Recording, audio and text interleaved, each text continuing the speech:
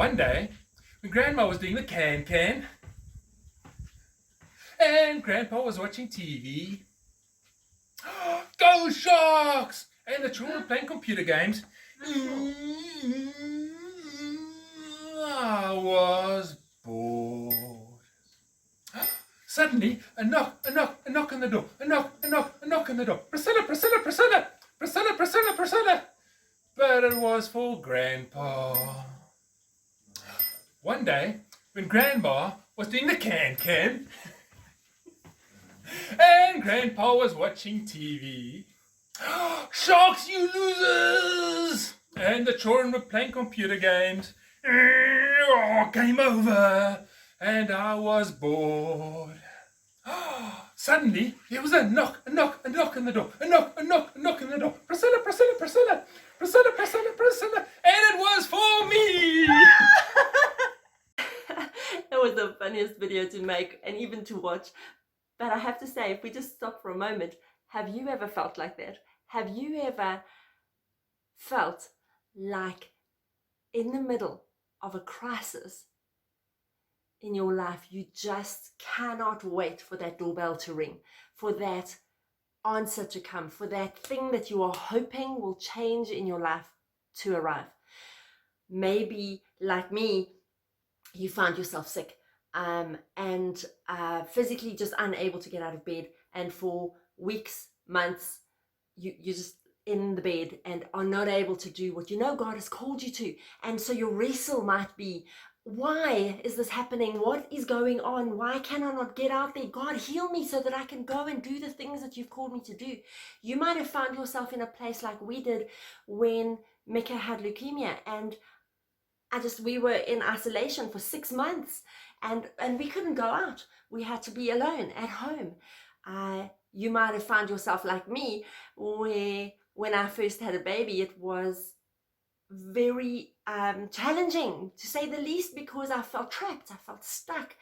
Baby under one arm, baby bags forever, and not knowing how I'm ever going to get out of this. How am I going to get my life back?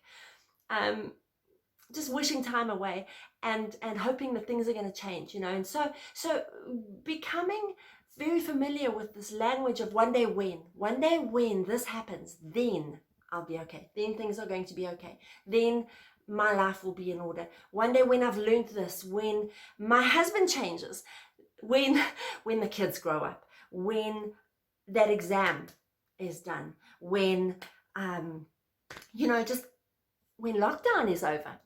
When lockdown is over, I can get my life back. I'll get my job back. We'll have more money again. Hold on a second.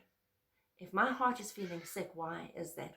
Where is my hope pinned? What is it pinned on? It must be pinned on the wrong thing, because the Bible's very clear. If your heart is sick, it's because your hope is deferred. It's on the wrong thing. So if you are hoping for something to change on the outside, I would suggest now, in this time where God is calling us all to be at home, and yes, we could blame the virus, but the reality is we are home. We are home, or you may be at work in this time, but it is a different season. It is a season where God is calling our hearts to be home with Him, where we need to be leaning on Him, His understanding, not our own understanding, so that He can give us hope, so that He can be the focus of all our attention, not us. Because when we focus inward, we just see the problems and the issues and everything. The hope is within ourselves, and that's no hope at all. So I would suggest that, if I may, that you spend time, and this is something you have to wrestle for, because even though we are home, we are busy. I don't know, I'm busy. You saw that video of Megan's yesterday. That's the reality in our house. We are crazy busy.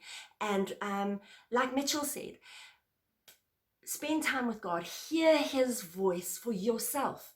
Don't put on another video wondering what somebody's going to read to you from the Bible. I'm not going to read to you from the Bible. You read it. You search for God's voice. You hear His voice for yourself. Hear what God is saying to you in this time, and He will give you hope. He will give you the joy that you need. He will give you the answers that you need, because when your heart and your mind is fixed on Him, He will direct your path.